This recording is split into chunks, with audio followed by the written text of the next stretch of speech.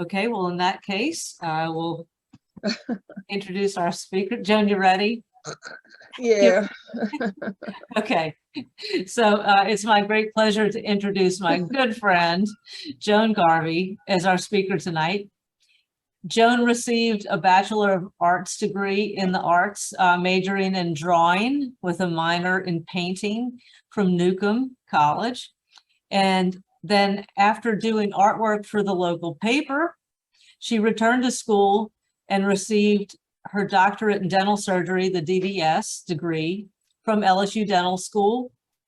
She also took some courses at Loyola, and she practiced dentistry for 17 years from 1988 sorry, from 1988 until Hurricane Katrina, the life-changing event for all of us. Let's see, what else can we say about Joelle? She is married to a local celebrity. Oh, Joelle? No, I am not Joelle. Jimmy Anselmo, who is the owner of Jimmy's Music Club uptown on Willow Street. Delightful character. And after retiring from private practice as a general dentist, Joan became an avid birder. Really has become quite the expert too, and she maintains a hummingbird garden with hopes of hosting wintering species, especially more than one Buffy. Yes.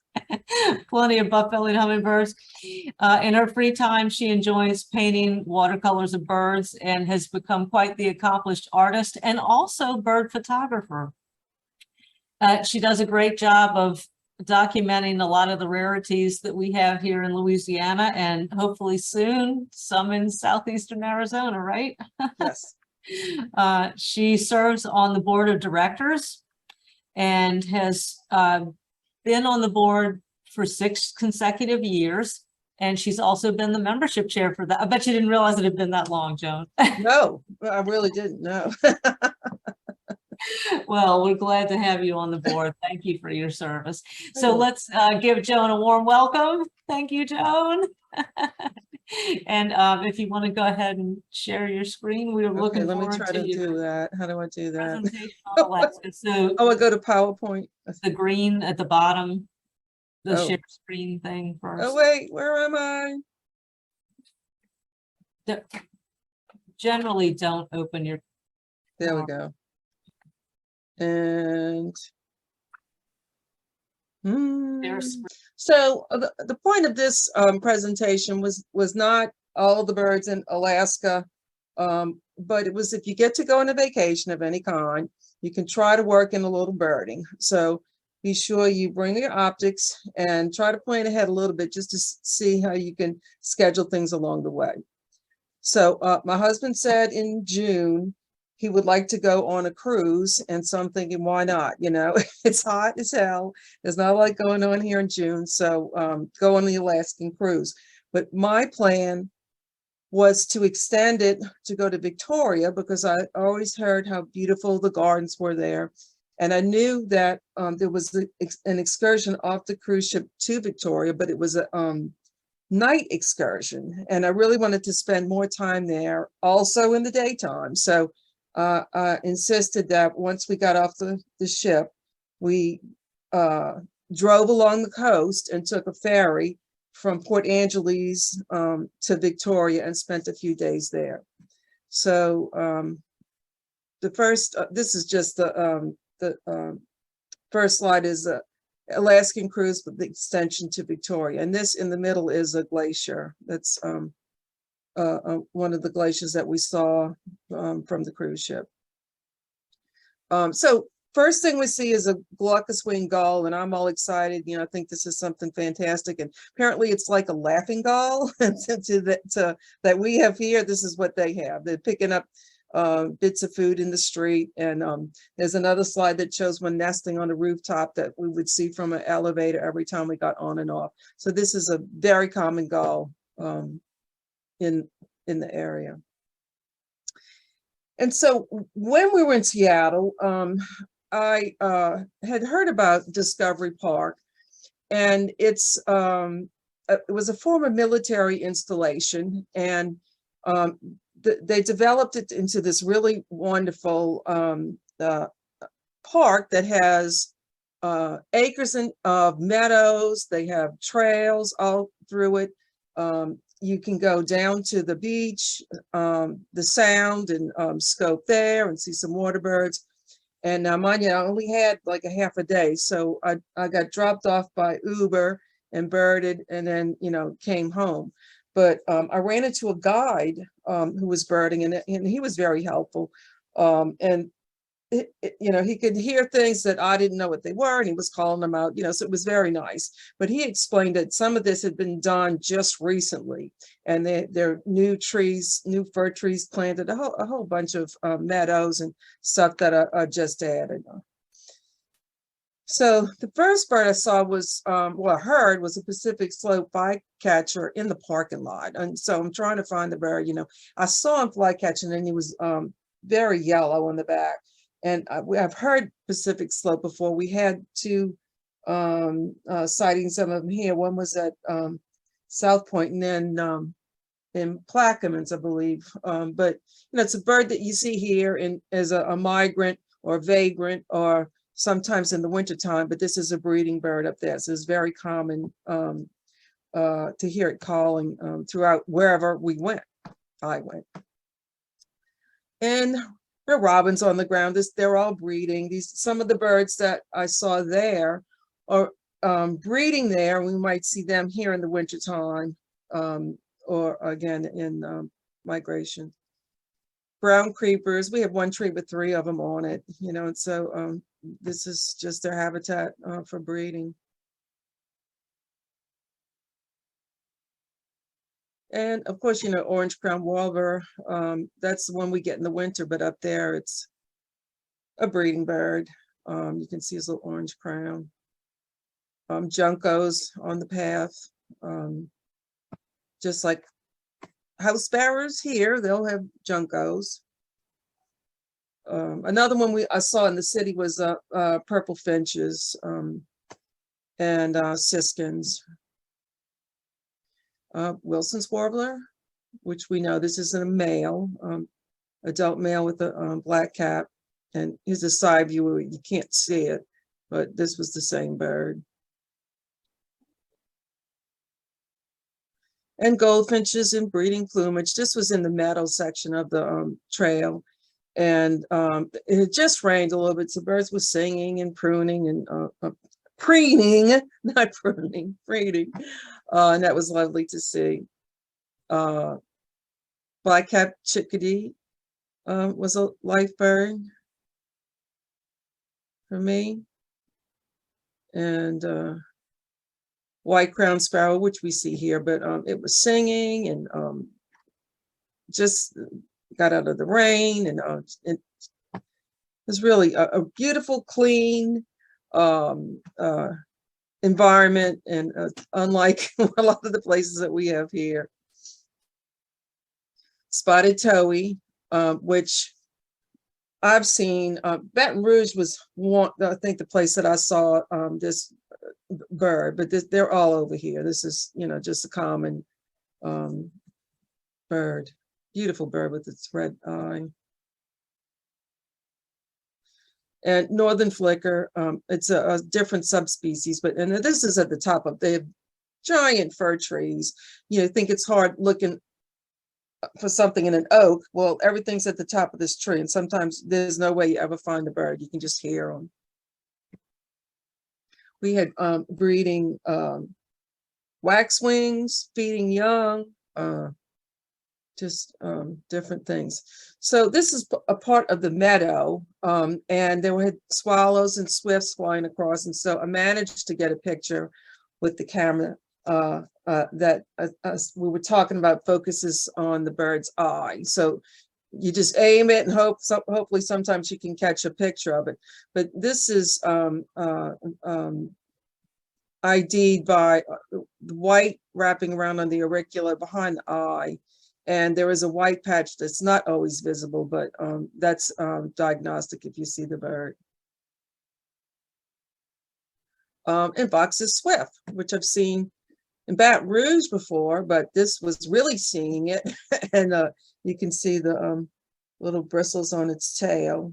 And it is supposed to be lighter underneath and on its rump patch. So don't ask me how I got a picture of this. The camera did it. So once we're into the on the boat ship, we're in harbor. We're getting ready to leave. There's harbor seals around the boat. I couldn't figure out what they were at first, but that's what they were, bobbing along. And pigeon guillemot, and of course Canada geese on the beach. But these were very common, and you can tell in flight what they are. You can see those white wing patches, but pretty little bird. I was so excited when I saw one, and because I always was wondering what, how did they come up with this name? But anyway, it was identified. You can see this white patch on its wings and in flight. So the first excursion was Ketchikan, and it's a very small town. It was the first city established in Alaska. There are a lot of indigenous people in the area, and they all had a different totem pole and different aspects to lodges and boats, but and I don't know the name of them, but anyway, this there are totem poles all throughout the city and on the shoreline, and we managed to see some of them along the way when we were taking a boat excursion. This is the little city that you see from the marina. And behind the row of houses, there was a little creek that had several branches to it. And so after we did the excursion we did here was eagle watching excursion. We were trying to find nests and eagles. And so my husband went back to the boat and wanted to eat and take a nap. So this is perfect. You do what you want to do. I'm going to go do this for a while. And then of course you meet up at dinner, and then we'd leave port. So I wanted to investigate back here a little bit while I could. So the first bird, we'll get to this.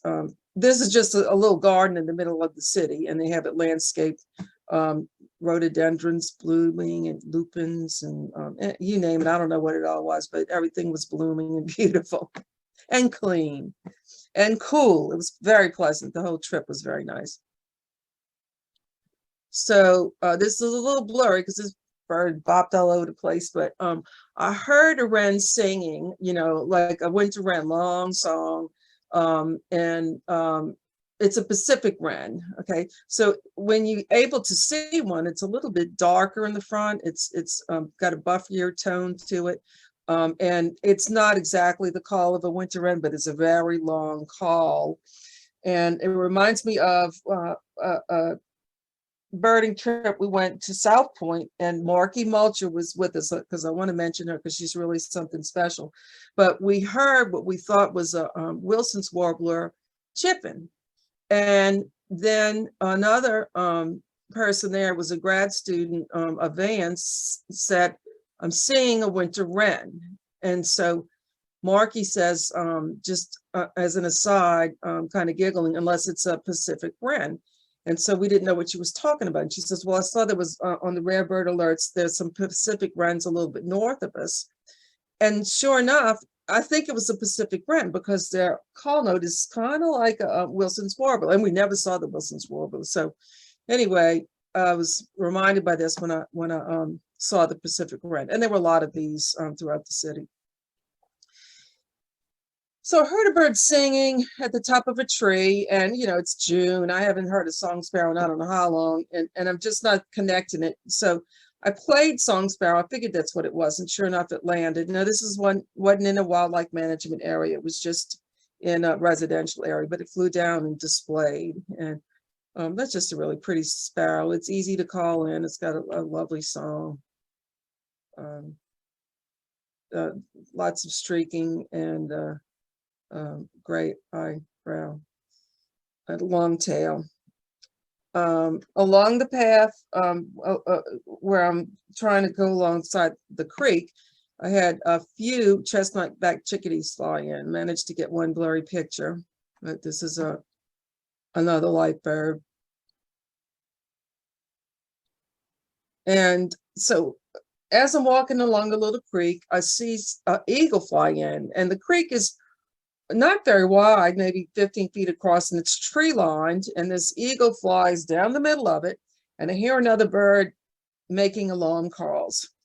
And I wasn't quite sure what it was, but this eagle caught my eye. And so there was ways you could walk down a little bit to a bridge that crossed over the creek. And I managed to take some pictures of the eagle from the bridge. And here's another one. Now, Jen pointed out this is a female. It's got a larger head. It's stockier, got big feet. I wouldn't know all that, but anyway, she does. And this was a female eagle. And after I took these shots, I went back down to the creek to see if I could figure out what was calling. And I saw a dipper. And this was a total surprise. I mean, always wanted to see one, never thought this was going to be there, but just got lucky and managed to see him briefly, perched on some rocks, and off he went.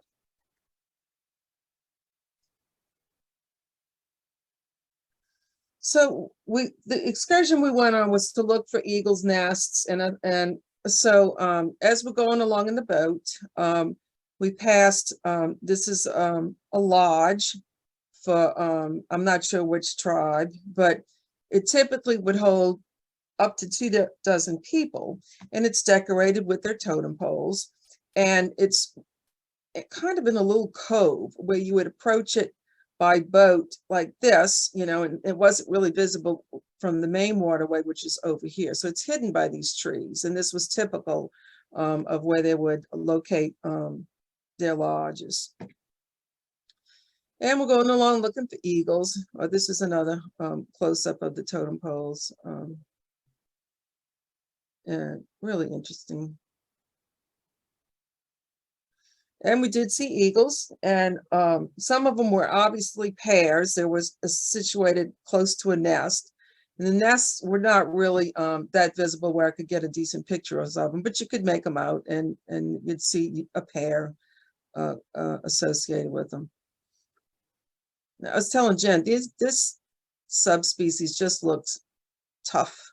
It doesn't look like the ones I've seen at the spillway, but anyway, you'd see those were a pair. And then further down the waterway was another pair. And this pops up, this was a total surprise. I mean, there are whales everywhere. You just don't know when they're going to pop up. So you might go on a whaling excursion and not see whales as much as you do when you're on an eagle excursion. So I was surprised to see this close was a humpback whale. A Pacific loon popped up along the way, and that's a life bird, beautiful bird. The markings on its back.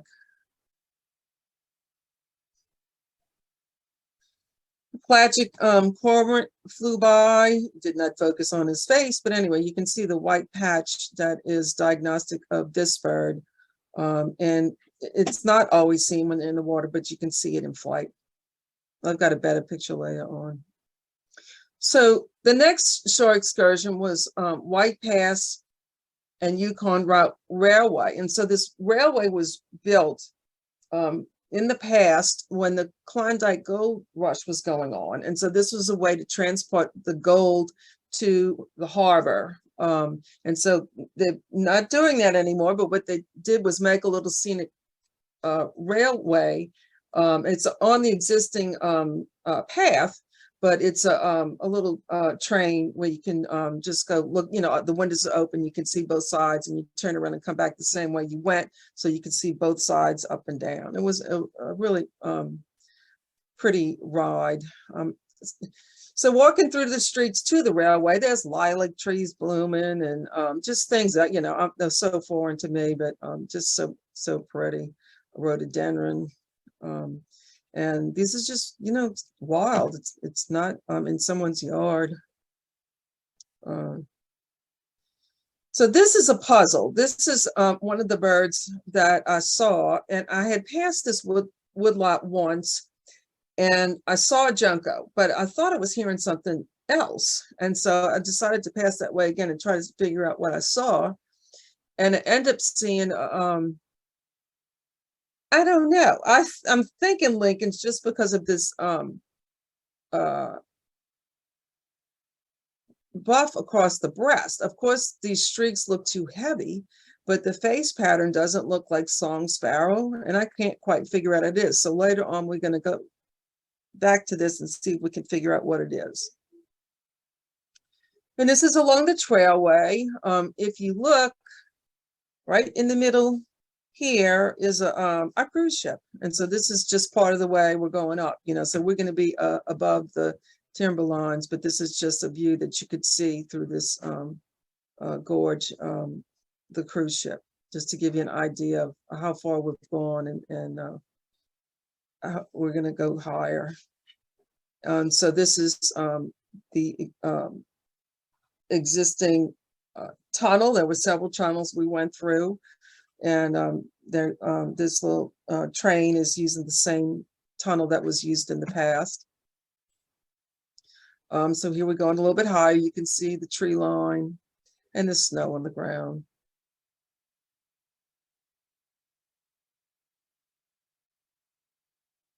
And we're above the tree line now. So a little bit further, and then we're going to be in Canada, where you see the Northwest Mounted Police. This is an original, was an operating station for the Canadian Mounted Police. So we're going to turn around and go back down there. And this is the next short excursion. So this was Endicott, Armfjord, and Dawes Glacier. And this was just, you're going down a long fjord, and then the boat's going to do a 360, and you're also going to see Dawes Glacier. So you can see the water changing colors here. It was just unbelievable. Of course, it starts raining, so we didn't get the clearest pictures, but bits of ice in the water. And my husband in the middle of it, and you just see how big these mountains are in the past. So we did a 360, and then headed out past the glacier. So here's a glacier. Here's a little bitty city in front.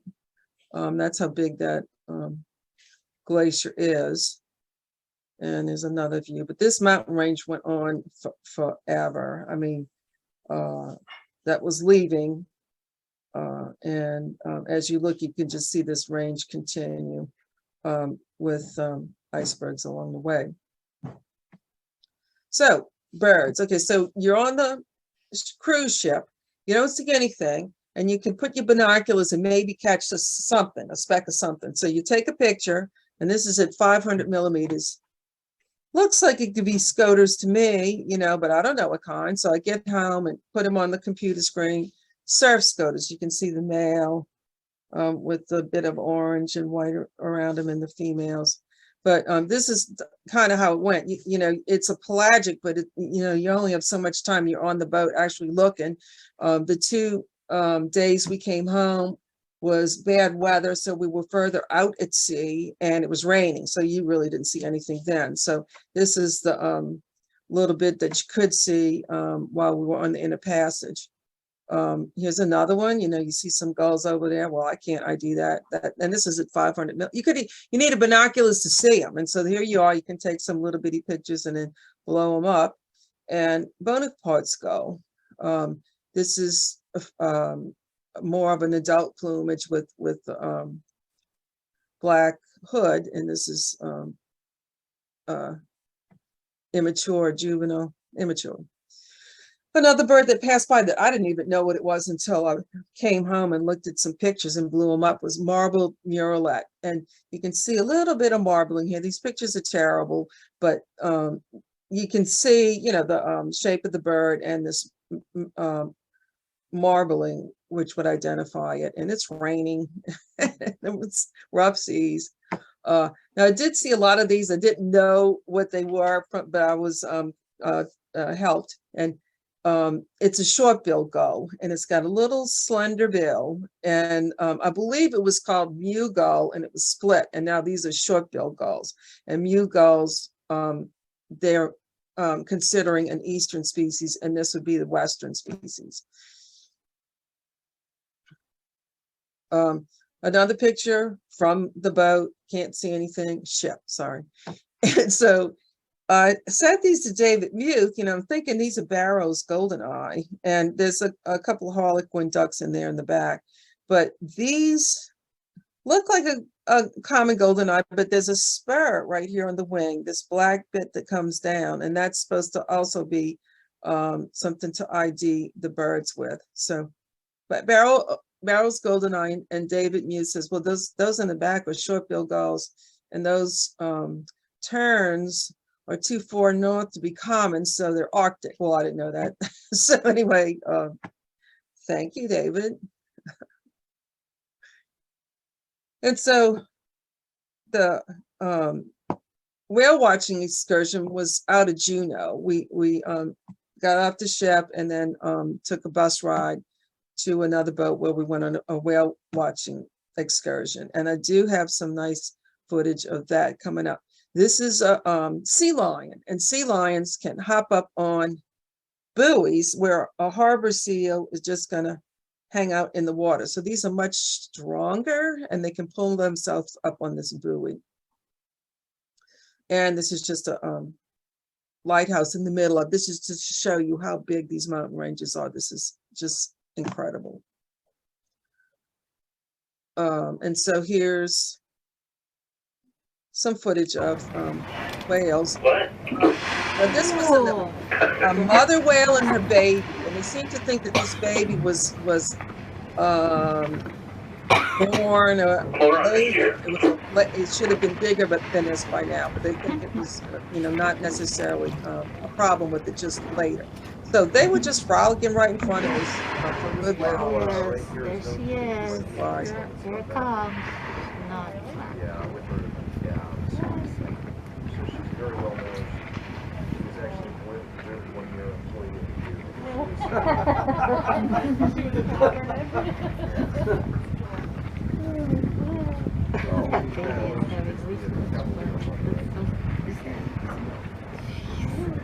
He's waiting.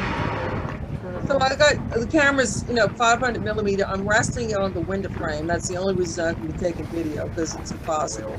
But the boat was set up, like, see this boat, the window's tilted out, and you can kneel on the seat and lean your camera lens on the frame to steady it. So that seemed to work pretty well.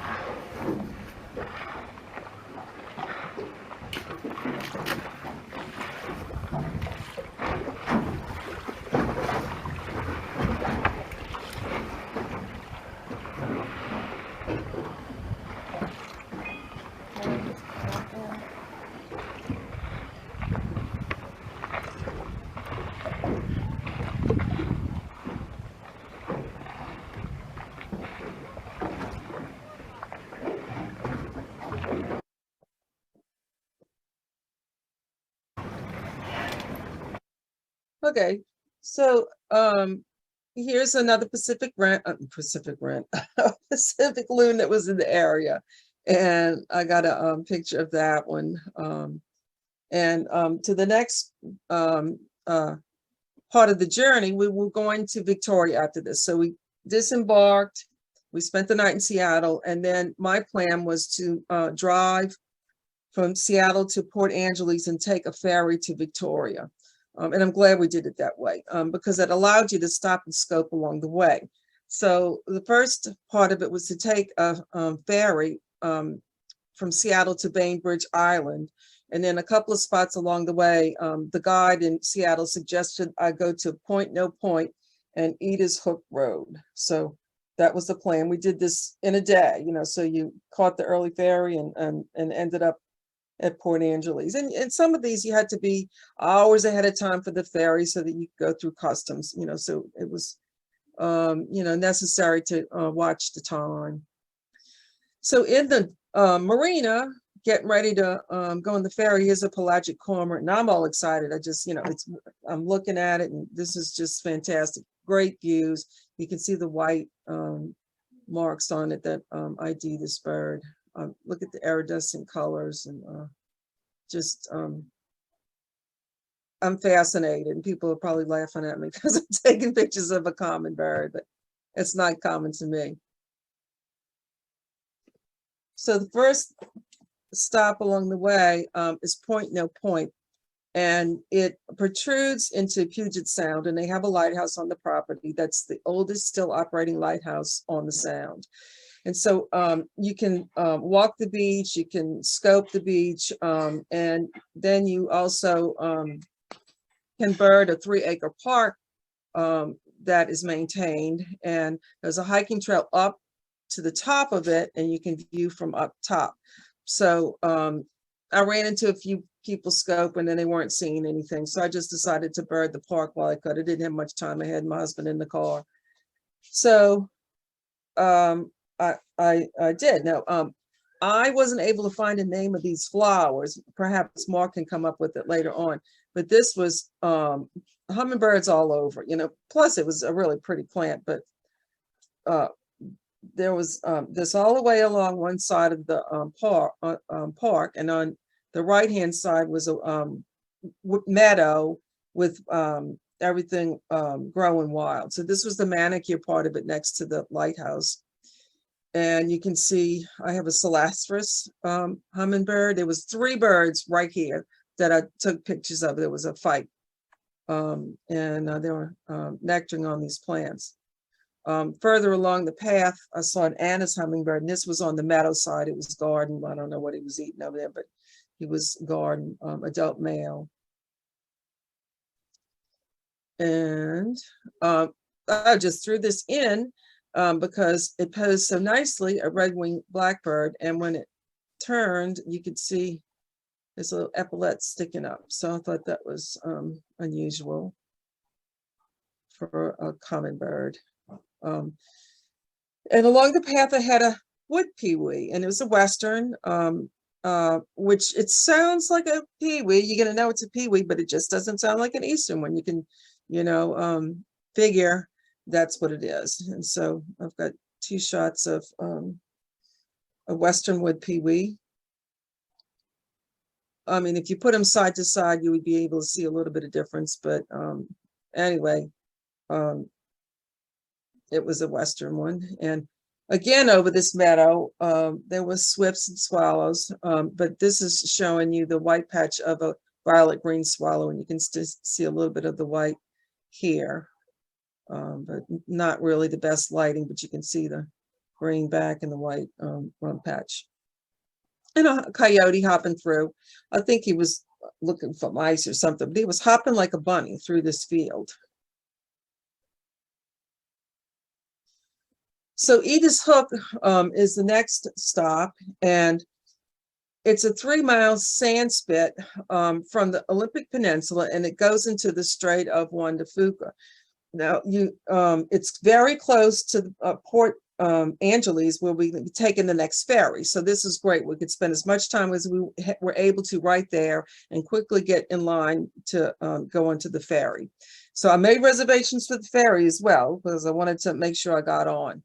That's a good idea to remember. So you drive your car along this sand spit. First, you have to pass through some kind of a paper manufacturing business, so it's very commercial. But then you go a little bit further, and you could park your cars on the side and walk along the roadway and bird watch on either side. So first thing I see is a harlequin duck, and I'm just happy as can be. Now, I do believe this is an not an adult male, but it's got the white stripes on its head, and I think it's still got some immature markings. This is what the adult looks like. Of course, it's raining by this time, you know, but still, I'm happy. And so you can see what the adult male looks like. And I got a little bit better picture here. You can see the adult male here, and this bird as well. Thrilled.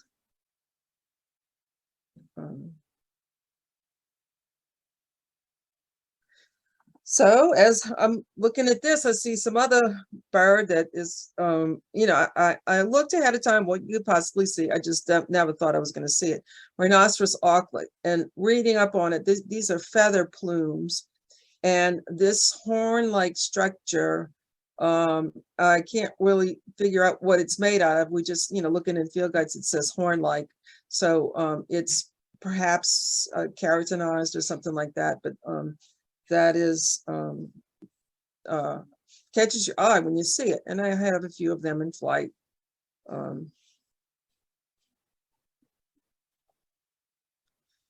So leaving, on the way out, I noticed a berm far out, you know, this is, you know, looking with your scope, your binoculars, take a blurry picture, you know, and then I figured out, I also had David help me out with this, but these are human skulls. They were black-backed, and so in my mind, all I know is black-back gull, you know, but looking in the field guide and getting a closer look, they have an orange bill, and they're smoky gray underneath, white head and smoky gray, and a black back, orange bill, and there's a white marking on the tail, I believe.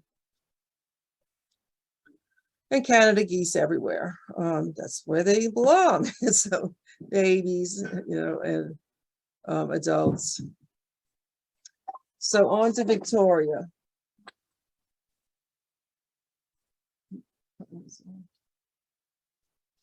So Victoria is the capital of British Columbia, and it was named after Queen Victoria, and in the 1840s. And so a lot of the original historic buildings are still standing, which is very interesting to see. So this is Parliament. This is where all the workings are going on. And in front of this is right on the water. They have horse-drawn carriages, and everything's clean and decorated, and birds are singing, and you know, all these hanging baskets everywhere. Everywhere there's any kind of an outdoor eating or something like that, they'll have everything decorated with flowers. And you know, here I had purple finch and siskins singing, landing on lights. You'd have song sparrows, juncos. So this is the hotel that we stayed, and right outside the window of our where we took the elevator and got out on the landing, there was a nesting locust-winged gull. And so I had mentioned this to Jennifer, and she said that she never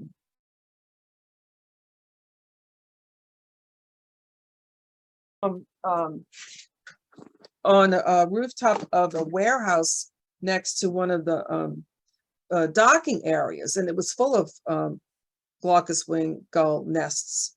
So guess that they're making do. And fuchsias everywhere, any in front of public buildings, you know, just, and this is something that we like so much down here, but it's just impossible to have. So it's nice to see them. And fields of daisies as you're traveling through the countryside, which is something, you know, that I really like. I don't have them in my yard right now, but it's a favorite of mine. And just to see them growing wild is really nice. And I don't know what these are. This was on the side of the highway, one of the exit ramps, and these, you know, that's just, you know, fields and fields of these flowers. So the guide in Seattle had mentioned a couple of places for me to go in Victoria, and one of them was Wiliams Lagoon. And so this one has hiking trails through Douglas fir and big leaf maple. And there also have a 2 miles that go straight down to a lagoon, which I did not want to go to because halfway down I was hearing all these birds singing. And so I really didn't want to go down to see shorebirds. So I spent my time midway, and I had limited time as well. So the songbirds, of course, and towhees on the path. You can see the spots on his back. Warbling vireo, which we see here in Western Louisiana, but it's carrying nesting material. Good looks at it. And juncos carrying nesting materials. Orange crown warbler, which, is we see here, but this is just, I'm just pointing out the the ventral view so you can see the yellow undertail covert. This is identification for orange crown warbler, if this is what you see.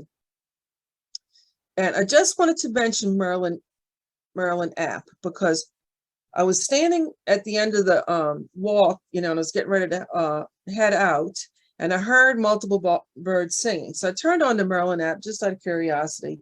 And as a bird would sing, it would say the name of the bird, and then another bird would sing, and then it would say the name. So in other words, it was going on in real time. Each bird that would start singing, it would put its name, and then when the bird stopped, it would take its name off. So one of the birds it said was Western Tanager, and I said, "Oh, really? Well, I would like to see that."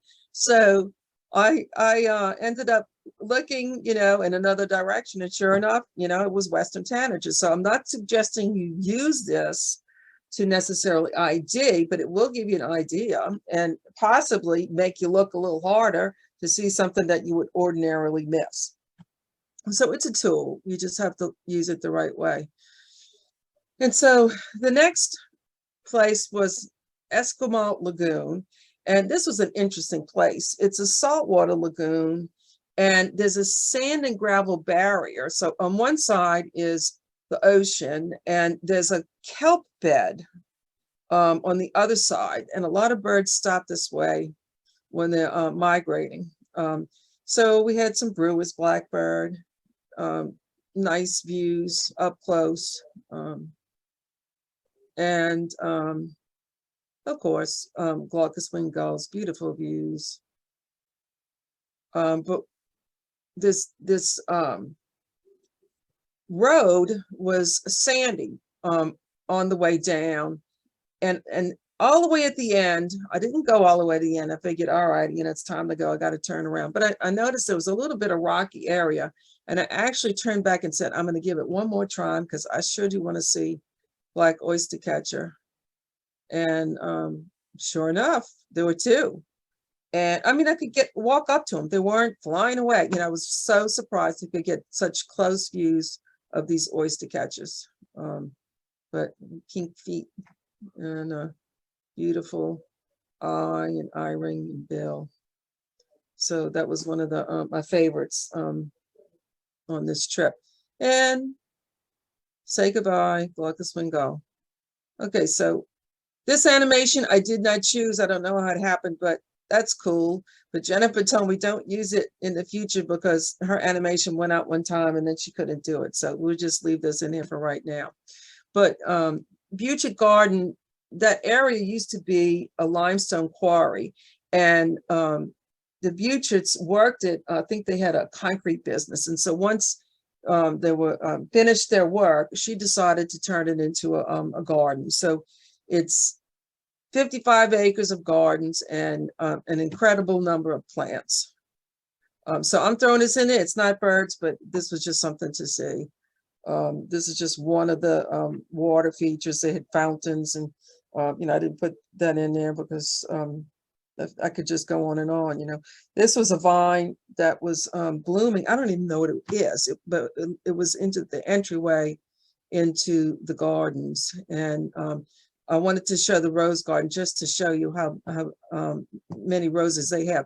All of these all this foliage is climbing roses, and this goes around the corner that way, and this is another row of climbing roses, and all of these are beds of roses that did not bloom yet, and this is the only ones blooming right now, the ones you can see right here. All of this is gonna bloom, you know, but everything else was blooming. You know, it's staggered what's blooming, but these had not started to bloom yet. They have a beautiful Japanese garden with water features throughout the whole thing, and you know, little decorations, and very neat and organized. They have 55 gardeners working full time there. And this is the sunken, one of the sunken gardens, and this is down in it. Now you look and see how these people are. They'd be right here under this tree, okay? And then and look at how big these big fir trees are. Then you back up and you see how deep this sunken garden is. And this intrigued me so much. They'd have trash containers that were landscaped on the top with fuchsias and, you know, any kind of thing else you want to see, you know. But this is a hand sanitizer station, and when you get to this is a trash can over here on the bottom, you're going to stick your trash underneath into the hole. This is the top of it, so this is a little fair landscape. And here's another little landscape, and peonies, different colors. They had poppies, just incredible. But I'm trying to, you know, try to keep it bird related. So fuchsias, they had a huge arbor with hanging baskets of fuchsias in any kind of colors that you can imagine. So here's just a few of the blooming fuchsias. You can see the different ones in the background as well. Never seen anything like this, you know, but just you could spend days there, but I had to run through in the afternoon. And another little trash container. And this is what I saw. And so this wasn't a birding trip, this is a cruise. And with a little extension, but you could work in some birding, and that was the whole point, is try to work in birding no matter where you go. So if you're going on a family vacation, you're not going to Ecuador like you'd want to go, but you can say, well, you know what, I'm just going to go ahead and see if I can work in a little bit of birding. Okay, stop.